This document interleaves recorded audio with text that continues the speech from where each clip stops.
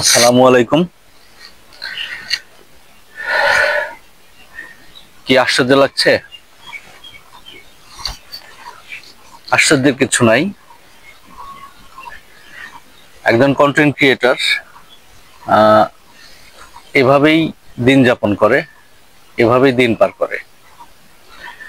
তো অনেক পরিশ্রম, অনেক ত্যাগ, অনেক তিতিক্ষা, তারপরে একজন কন্টেন্ট ক্রিয়েটর সফল হন।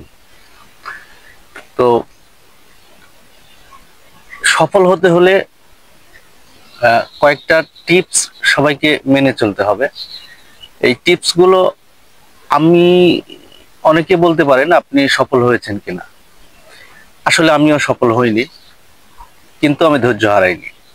এই যে অনেকেই মনিটাইজেশন পাচ্ছে, আমার চাইতে কম, যাদের ফ্যান ফলোয়ার, ভিউ কম, পোস্ট কম, তারপরেও যারা মনিটাইজেশন পাচ্ছেন বা পেয়েছেন, আমি পাইনি, তাতে আমার কোনো দুঃখ নাই। আমি জানি যে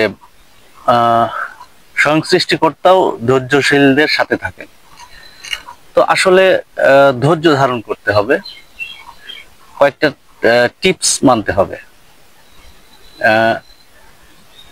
যেমন আমি বা আপনি যেই হই, আমরা নতুন কন্টেন্ট তৈরি করছি, এই কন্টেন্ট তৈরি করে আপলোড দিচ্ছি, দেওয়ার পরে ভিতরে একটা আফসোস থেকে যাচ্ছে, ভিউ হচ্ছে না কেন, ভিউ হচ্ছে না কেন, ফলোয়ার বাড়তেছে না কেন, ফলোয়ার বাড়তেছে না কেন।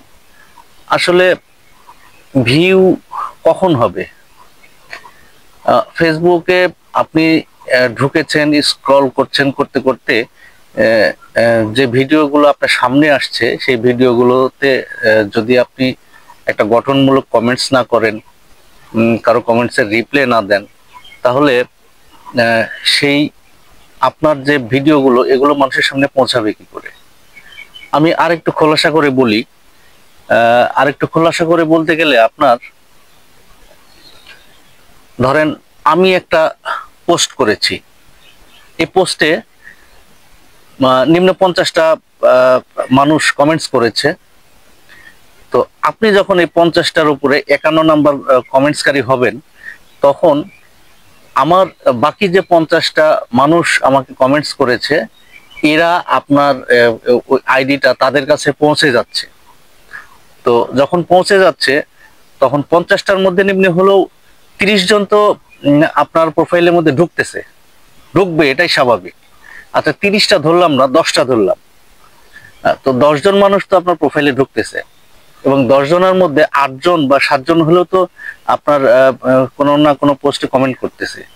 তো যখন সে কমেন্ট করতেছে, তখন তার প্রোফাইলে যে ফ্রেন্ড গুলো আছে বা পেজে যে বন্ধুগুলো, ফলোয়ার গুলো আছে, সেই ফলোয়ারদের কাছেও আপনার ভিডিওটা পৌঁছে যাচ্ছে।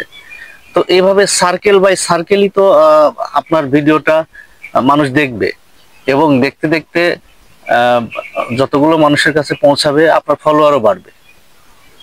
তো আপনি যদি কারো ভিডিওতে কমেন্ট না করেন, রিয়াকশন না দেন, কারো ভিডিও যদি না দেখেন, তো আপনারটা মানুষের কাছে পৌঁছাবে কিভাবে? এটা তো সিম্পল বিষয়, তাই না? তো আর একটা বিষয় হচ্ছে,